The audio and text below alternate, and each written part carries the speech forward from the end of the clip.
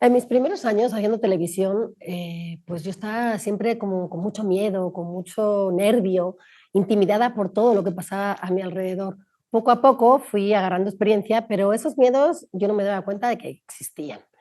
En ese momento en Canal 22 me pusieron una asesoría, Sushi Fishkin, a que yo debo tanto en la vida, para ver qué era lo que me estaba bloqueando, cuáles eran las interferencias, los obstáculos psicológicos que impedían que yo me sintiera a gusto. Todo el mundo decía, lo disfrutas, y yo no podía decir que lo disfrutara porque en realidad nunca lo disfrutaba.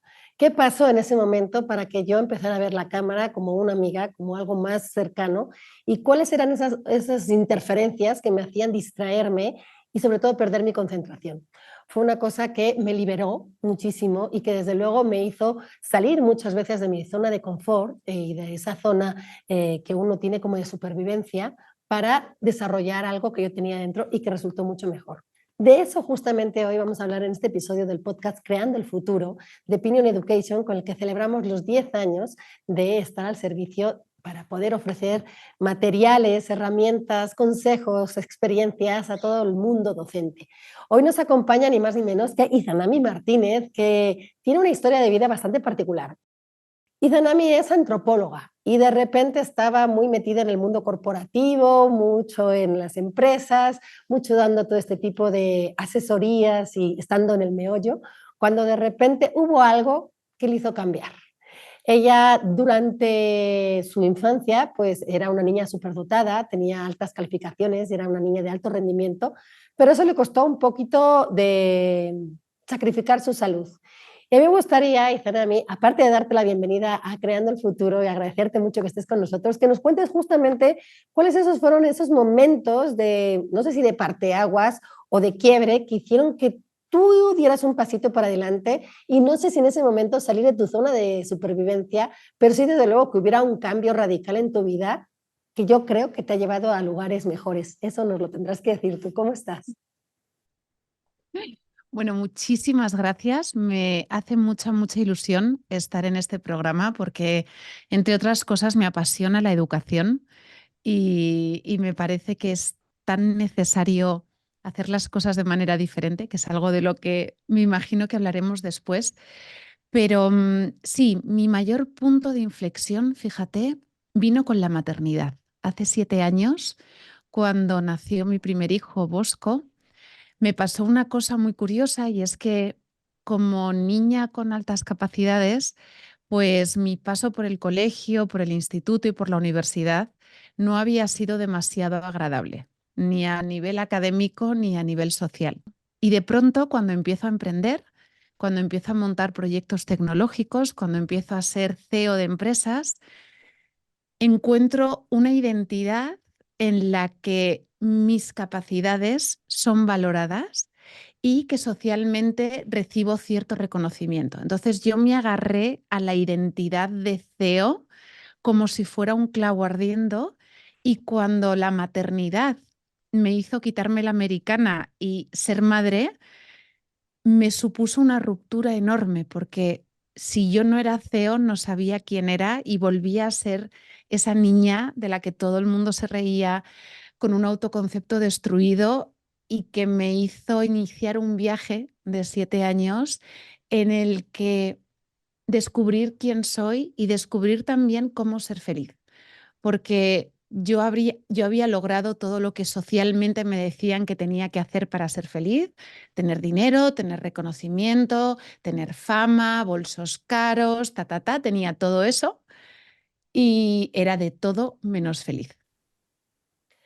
Y sin duda, yo que te sigo en redes y te he visto mucho hablando con alumnos y te he visto en las clases, compartiéndoles un montón de, pues de experiencias tuyas, pero también de un poco de consejos de qué puede pasar, qué deberíamos eh, señalar o estudiar más y sobre todo esa manera de verlo individualmente. Sí se pueden dar Mm. conceptos, por supuesto, a todos, pero luego que cada quien los adopte, sí, los adapte para que uno, en función de lo que quiere llegar a ser o de lo que es, pues pueda también sacar su mayor potencial. ¿Tú como antropóloga crees que la antropología te ha ayudado a llegar a eso o ves relación? Porque también pues haces muchas cosas de biología que tienen mucho que ver, por supuesto. Muchísimo. O sea, fíjate que yo antropología me gradué como antropóloga por no escuchar a mi madre, porque yo empecé a emprender muy joven, yo ya estaba, yo ya tenía mis negocios, yo ya estaba emprendiendo y antropología, me gradué de antropología por gusto, porque me parecía una disciplina que me ayudaba a resolver todas las preguntas que yo tenía sobre el ser humano. La antropología te permite entender cómo el entorno externo y el entorno interno, que serían nuestros pensamientos, nos afectan biológicamente, afectan el funcionamiento neuroendocrino de nuestro cuerpo y de ahí pues las decisiones que tomamos, las emociones que sentimos. Entonces me pareció una disciplina súper interesante que estudié por gusto y que nunca pensé que era algo a lo que me iba a poder dedicar de mayor y por lo que me siento profundamente bendecida. ¿Y por qué crees que liberar el potencial humano debe ser algo como, no sé si una meta, pero algo que debemos por lo menos valorar dentro de nuestro día a día? Es imprescindible, o sea, es una cosa totalmente imprescindible porque fíjate que cuando vivimos desde nuestro potencial mínimo viable, lo primero que empieza a sufrir es nuestro bienestar físico, mental y emocional. Hay una frase que se dice que es de Picasso, yo no estoy 100%, no estoy 100% segura, pero la frase es espectacular porque dice que lo mismo que te libera cuando lo expresas y lo desarrollas es lo que te envenena cuando te lo guardas. Y es ese potencial, ¿no? Esos dones que traemos de serie que son únicos para cada persona. Una de las cosas más interesantes a la hora de estudiar las altas capacidades es que no hay una definición de inteligencia. La inteligencia es múltiple. Se han identificado hasta 13 tipos de inteligencias diferentes porque el potencial es tan multifactorial, tan diferente, que hace que cada persona podamos aportar un valor diferencial en el mundo y que cuando identificamos nuestro potencial y empezamos a desarrollarlo y aportar con él valor a los demás, es cuando empezamos a vivir una vida muchísimo más plena y nuestra salud mental, nuestro bienestar físico y nuestra realidad profesional mejoran muchísimo. Y que creo que es como justo uno de los temas que a los docentes les puede interesar, porque los docentes no solamente se están enfrentando a un salón de clases con un montón de Mm. personas que los ven, sino que tienen que contagiar todo eso, enseñar, transmitir y un poco sembrar esa semilla para que ellos mismos tengan esas herramientas que puedan hacer que lo descubran, ¿no? Y Danami, tú tienes un libro que se llama Vivir No Tox, Ujú. que me parece un título muy llamativo porque, claro, ahora que está todo esta cultura del detox, pues un poco nos remite a esa palabra. Yo no sé si tenga que ver, pero lo que sí no sé es qué significa no tox o qué significado o qué definición le quieres dar tú en este título. En este título es quitar todas las relaciones tóxicas que en mi caso tenía con la comida, con la ropa, con otras personas, o sea, apartar todas las relaciones tóxicas que me estaban haciendo vivir desde mi potencial mínimo viable. Porque en el momento en el que entramos en la esclavitud de recibir placer continuamente, una cosa cultural muy interesante es que tendemos a diferenciar la felicidad del placer, o sea, a confundir la felicidad con el placer.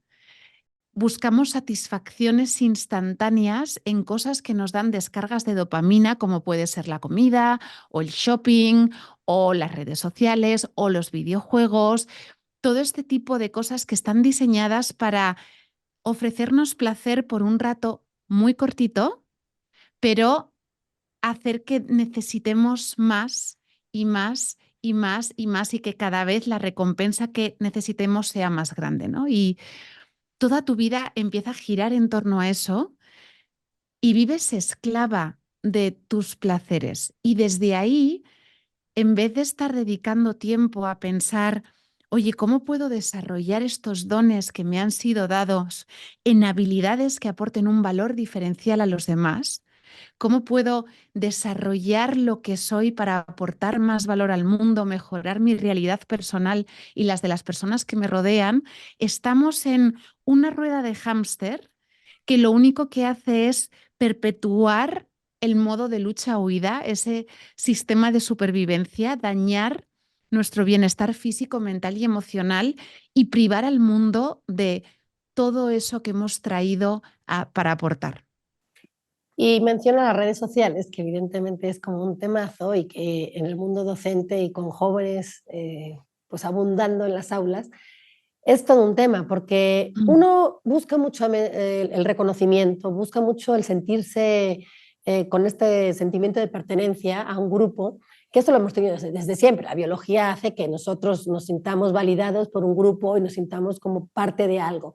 Pero ahora que rompieron las redes sociales, siento que esta relación no solamente se ha potenciado de una manera muy curiosa y hasta no sé qué punto lo han desvirtuado un poco de desde la biología, lo que necesitamos los seres humanos para vivir en comunidad. Estas redes Claro. sociales que no hacen que vivamos en comunidad o que son comunidades virtuales en todo caso, ¿cómo viene a afectar un poco esta convivencia, este sentido de pertenencia? Pues es una cosa terrible y es una inmensa irresponsabilidad que hemos cometido como sociedad el permitir que nuestros hijos y nuestras hijas accedieran a algo que supusimos que era bueno solo porque era innovador, sin haber previsto o estudiado el impacto que iba a tener en su desarrollo cognitivo, en su desarrollo emocional y en su salud mental. Y estamos empezando a ver los resultados de nuestra irresponsabilidad absoluta en las métricas de salud mental de los jóvenes que están completamente destrozados. O sea, es la generación con peores ratios de salud mental y no vale decir que es que antes no se medía, porque sí que se lleva midiendo lo suficiente como para saber que esta generación que ha crecido con redes sociales son la que peor está desde que se empezó a medir esto. Y es por muchos factores diferentes. Por una parte, esa recompensa continua está haciendo estragos en su capacidad de atención. Su capacidad de atención ya es tan limitada. Fíjate, hablaba el otro día, estaba dando una conferencia a jóvenes de entre 20 y 25 años y les preguntaba, ¿cómo os comunicáis, no? Y una chica me decía, uy, pues la inteligencia artificial es maravillosa, ¿no? Porque cuando mi amiga me manda un audio, yo tengo una app que me lo transcribe y me lo resume. Como no son capaces de escuchar un audio de 2 minutos porque su cerebro se aburre, prefieren perder esa conexión humana con su amiga, poniendo el ejemplo, y leer una cosa que pueden leer súper rápido. Otro me decía, por ejemplo, yo les decía, ¿pero sois capaces de ver películas? Me decía, claro, veo una película y cada 5 minutos paro la película para ver un rato TikTok. ¿Por qué? Porque su cerebro necesita dopamina continuamente. Y volviendo a lo que tú decías, claro, nosotras, que creo que somos más o menos de la misma generación, cuando tú te comparabas con las chicas de tu clase, de tu colegio, como mucho de tu barrio y con 2 o 3 actrices que veías en películas. Ahora confrontamos nuestro autoconcepto literalmente con el mundo entero.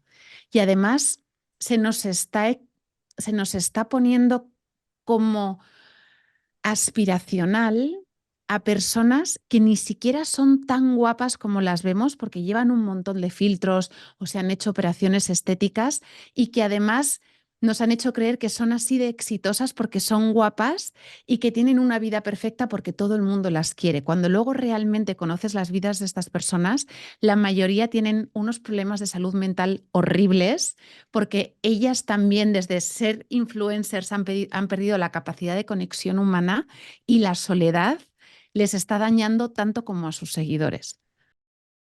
Y otro gran tema ahí es evidentemente el miedo al rechazo, ¿no? Ujú. Cómo uno siempre intenta estar ahí como Total. imitando a todos los demás y tienen mucho miedo al rechazo, tienen miedo al fracaso. que especialmente los jóvenes, aunque yo también lo he visto mucho en adultos y en adultos mayores, pero Mm. nos preocupa más los jóvenes quizá porque los vemos más permeables, más influenciables o porque creemos que como van a tener más tiempo para tener esa relación con esos aparatos, va a ser más dañino lo que les provoque. O qué es lo que nos preocupa más en jóvenes que no nos preocupa tanto en adultos. Quizá es su madurez para poder tener esa relación sana con la tecnología o por qué los metemos tanto ahí. Su autoconcepto y su desarrollo cognitivo, que es algo que está ocurriendo, o sea, la neurogénesis, nuestro cerebro es capaz de seguir creando nuevas conexiones neuronales, pero en los primeros años de vida, esa neurogénesis está súper acelerada y es cuando más adquirimos las capacidades básicas para la vida. Y hablabas tú del miedo al rechazo. El miedo al rechazo es uno de los mayores miedos que registra nuestro cerebro. De hecho, se han visto en escáneres cerebrales que el miedo al rechazo se enciende en el mismo área del cerebro que el dolor físico. ¿Por qué? Porque cuando durante miles de años hemos vivido en grupos muy pequeños de personas, que nos protegíamos los unos a los otros de un entorno con mucha incertidumbre y con mucho peligro, que te expulsaran, que te rechazaran de ese grupo, era una sentencia casi asegurada de muerte. Entonces, como nuestro cerebro prioriza nuestra supervivencia y cree que si el grupo nos rechaza aquí y ahora nuestra vida corre peligro, tenemos una tendencia innata a complacer a los demás que hace que nos quedemos en relaciones que son malas para nosotros y en el caso de las redes sociales hace que construyamos nuestro autoconcepto a partir de un entorno de personas que no nos conocen, que lo único que ven de nosotros son 3, 4 fotos, 3, 4 frases y que nos valoran únicamente por nuestra apariencia física.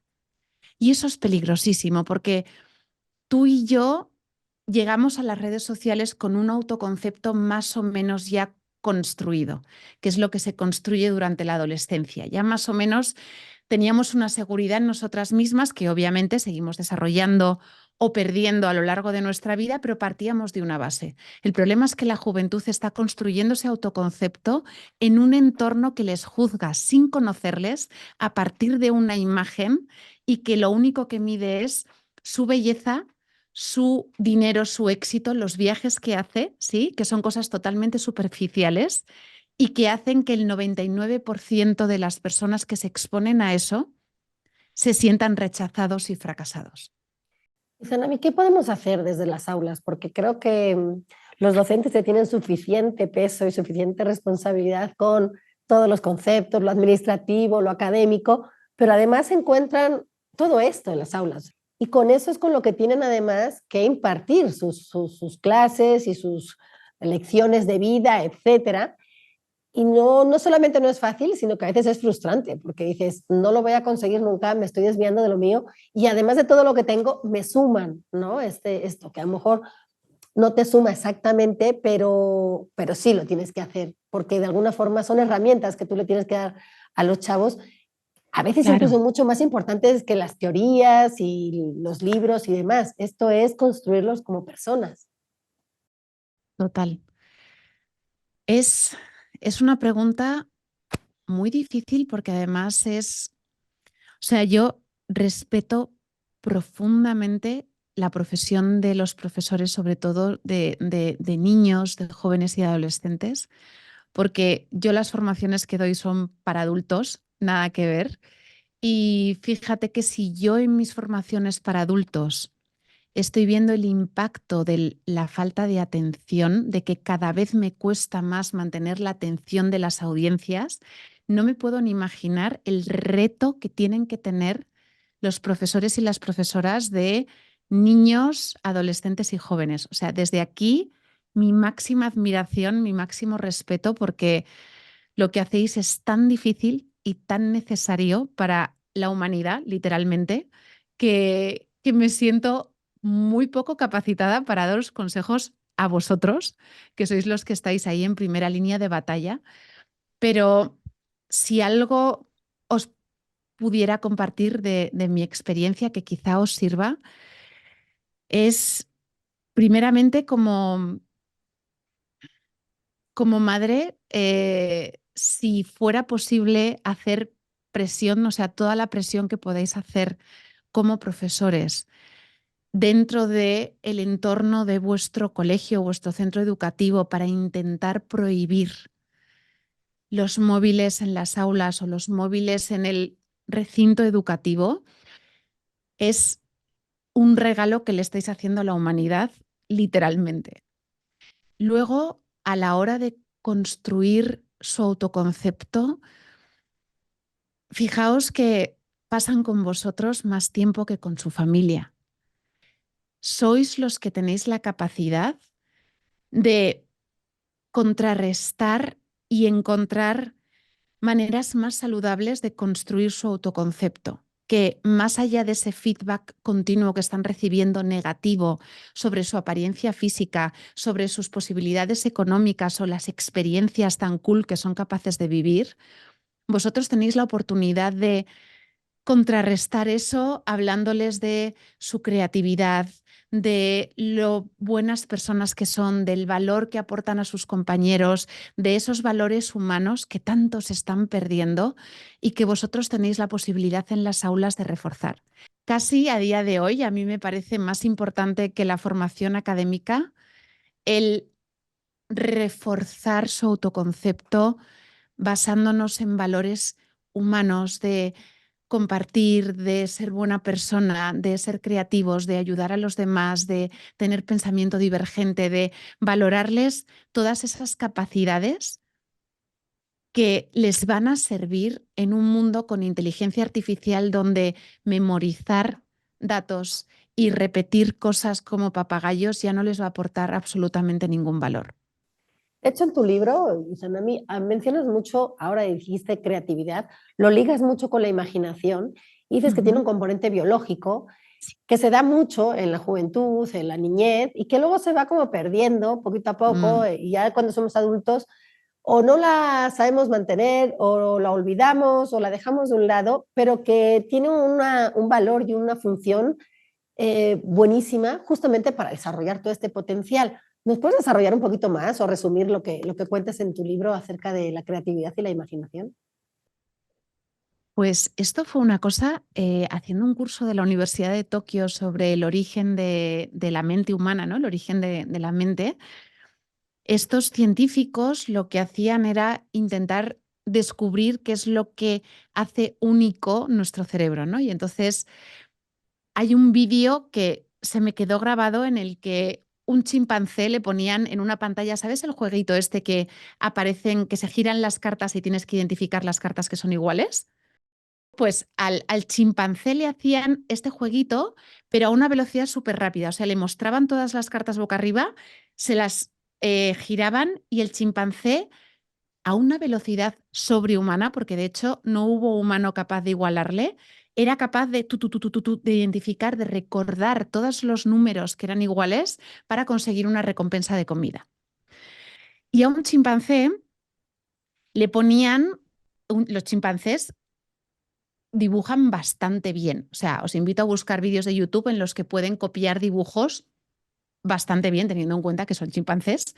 Pero hay una cosa que no pueden hacer. Si tú le pones a un chimpancé un círculo con dos ojitos y una nariz, es incapaz de completar la boca. Y esto es súper importante porque lo que demuestra es que el chimpancé no es capaz de imaginar lo que no existe.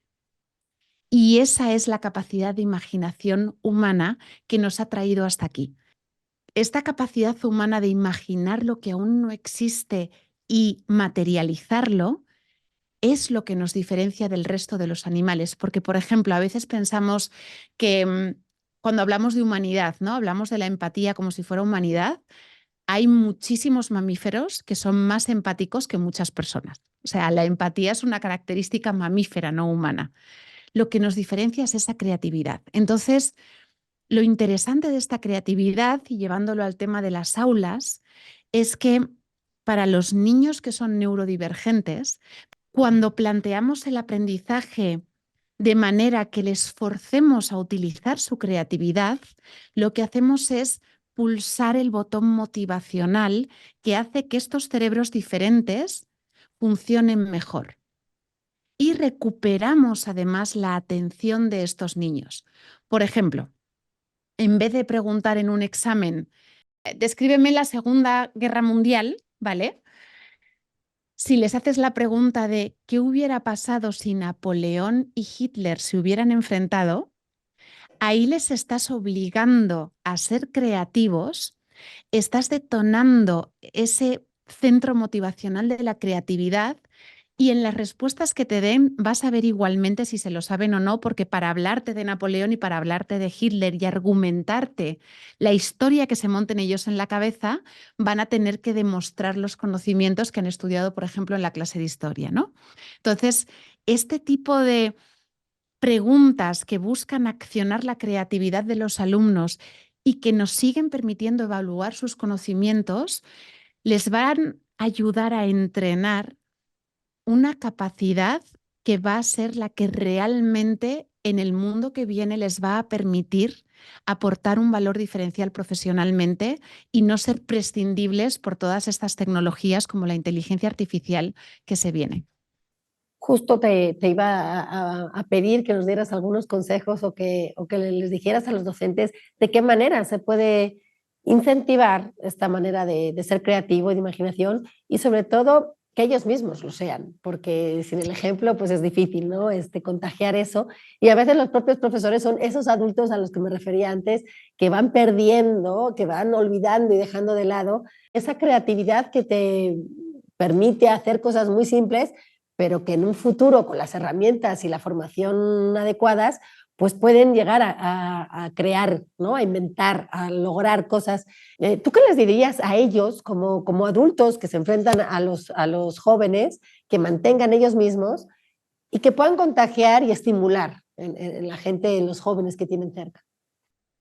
Pues como muy bien dices, les animaría a liderar con el ejemplo, porque además yo sé que sobre todo en la educación pública, los currículums son muy exigentes, muy cerrados y sé que los docentes os enfrentáis a cosas que sí o sí tenéis que enseñar y métodos que sí o sí, o sea, tenéis como poco espacio a veces para vuestra creatividad, pero en ese poco espacio que tenéis, si intentáis encontrar la manera de plantear las cosas de manera diferente, ese desarrollo o ese salir de vuestra propia zona de confort os va a ayudar a vosotros mismos a reconectar con el propósito que os hizo haceros maestros o formadores o docentes en un primer lugar.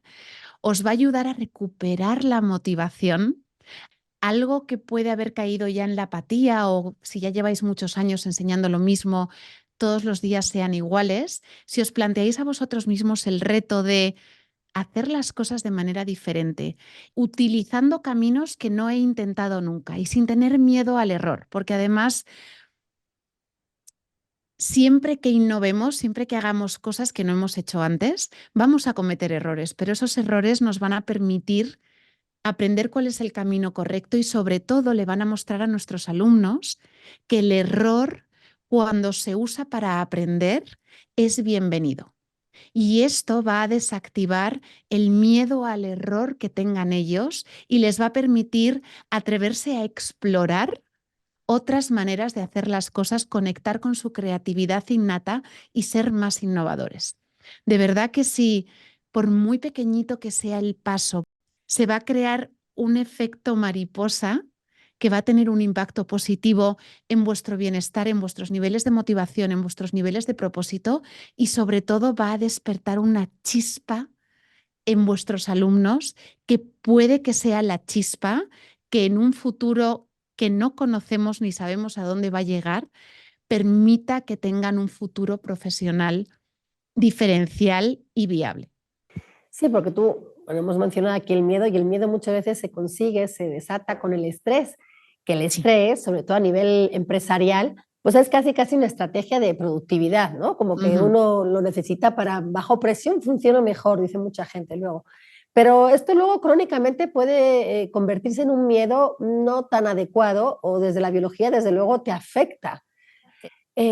¿Cómo se maneja este estrés, por ejemplo, en las aulas, en los jóvenes? Porque hay mucho estrés por conseguir las notas, por entregar a Muchísimo. tiempo una tarea, por cumplir las expectativas de otras personas. ¿Qué hacemos con este estrés? Porque puede ser también que en pequeñas dosis pues haya que aprender a manejarlo, pero también desata otras muchas cosas perjudiciales. Claro, el problema es que, o sea, el estrés no es otra cosa que el modo de lucha-huida cronificado en el tiempo. Y este modo de lucha-huida está diseñado para durar unos minutos y mantenernos con vida ante un ataque de vida o muerte. Entonces, lo que genera en el cuerpo es que la gran mayoría de nuestros recursos, principalmente la sangre, se va a los músculos de los brazos y de las piernas para que podamos luchar mejor o para que podamos correr más rápido. ¿Qué pasa? Cuando esto se cronifica en el tiempo, empiezan los problemas reproductivos, empiezan los problemas digestivos, empezamos a ponernos malos cada 2 por 3 y cada vez que nos vamos de vacaciones y nos relajamos, empezamos las vacaciones con un resfriado o lo que sea. Y lo que más impacto tiene en las aulas es que esa creatividad innata que es humana se desconecta. Cuando un chico o una chica están respondiendo ante un examen con un nivel muy elevado de adrenalina, de cortisol, están perdiendo acceso a su memoria, están perdiendo acceso a esa creatividad que les puede permitir conectar ideas de una manera diferente para responder a una pregunta que quizá no les viene a la memoria de inmediato. Entonces, desactivar esos estados de estrés es imprescindible tanto de parte del docente, porque el estrés nos lleva también a ser más irascibles, a ser menos creativos, a tener menos paciencia, y de parte de los alumnos para que mejoren su capacidad de aprendizaje. Una cosa que es súper efectiva y que se puede hacer en las aulas sin ningún problema, porque no hace falta ninguna formación, es la respiración consciente. Ya sabemos que cuando expulsamos el aire lentamente, le estamos dando la señal al sistema nervioso de que ha pasado el peligro y que se puede poner ya de nuevo en el modo parasimpático. Entonces, el sencillo ejercicio de inspirar contando en 4 y expulsar el aire contando hasta 8, por ejemplo, hecho 3, 4, 5 veces seguidas, nos puede ayudar en un momento determinado a resetear nuestro sistema nervioso y a recuperar ese estado mental que necesitamos, en el caso de los alumnos, para dar nuestro máximo potencial y nuestra máxima capacidad ante ese examen, y para los docentes en cualquier momento que necesiten gestionar un momento de tensión con los alumnos o un momento de agotamiento o un momento de estrés mantenido en el tiempo. Pues yo creo que es un gran ejercicio como para que todos en este momento o le pausen ahí a la grabación o Total. ya estamos a puntito de terminar, lo hagan para terminar, pero sobre todo para poder hacer también en las aulas. Creo que también sería bastante, no sé si disruptivo, pero desde luego bastante poco esperado que una clase pueda empezar con vamos a respirar todos y a partir de ahora vamos a escuchar y vamos a ver qué sigue, ¿no? En nuestro contenido, en nuestro libro, en lo que sea, pero desde luego empezar relajándonos, que creo que es algo que no hacemos muy a menudo y que nos hace falta varias veces al día. Se nos acaba el tiempo, Izanami, y queremos agradecerte sobre todo que está con nosotros, invitar a la gente a que lea el libro de Izanami, pero también que la sigan en redes porque ahí van a ver que hay un montón de consejos y de recomendaciones de todo tipo. Entonces yo creo que en el mundo docente, desde luego, podemos agarrar todo esto porque al fin y al cabo, pues son alumnos, son personas que se están formando y qué bueno darles herramientas para que podamos luego sacar lo mejor de nosotros en el futuro. Nosotros siempre terminamos estos capítulos, estos episodios, Izanami, con un consejo. Nos has dado Ujú. muchos, te podemos seguir y podemos seguir recibiendo, pero si tuvieses que quedarte con uno solo para despedirnos y para que la gente se acuerde de ti, ¿cuál sería? Yo invitaría a conectar con ese propósito que Dios ha puesto en su corazón. Todos venimos al mundo con el propósito de dejar una parcelita mejor de lo que la encontramos. Y, por ejemplo, los docentes es una profesión tan vocacional y tan dura a la vez que hace que con el tiempo quizás se nos olvide por qué empezamos y perdamos la ilusión del principio, ¿no? Y invitar a todas las personas que están escuchando esto, que están viendo esto, a volver a conectar con ese propósito que puso Dios en su corazón, a conectarlo con los dones que puso también en ellos para alcanzar ese propósito y recuperar la motivación poderosísima de mejorar las condiciones de vida o la realidad de las personas que nos rodean, que es una motivación tan poderosa que mejora su bienestar y el nuestro. Pues ahí la tienen, Izanami Martínez, que ustedes pueden buscar, por supuesto. Muchísimas gracias por estar hoy con nosotros en Creando el Futuro. Pinion Education, te da muchas gracias por todo lo que nos aportaste el día de hoy y por supuesto, pues seguir escuchando a Izanami porque creo que tiene mucho que inspirarnos y, ¿por qué no?, sembrar muchas semillas para que nosotros podamos ver dónde sembrarlas, dónde regarlas, dónde hacerlas crecer y dónde verlas florecer. Muchísimas gracias, Izanami. Buenas noches hasta Madrid y pues a ustedes los esperamos en el siguiente episodio de Creando el Futuro.